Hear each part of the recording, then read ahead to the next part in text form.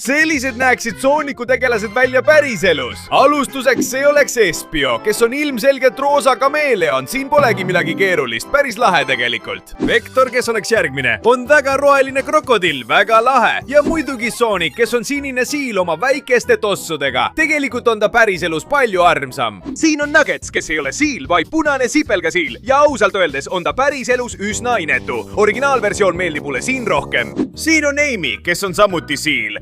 Roosakas siil ja väga lahe. Pane like, kui sinu lemmik on Amy, sest ta on päris nunnu.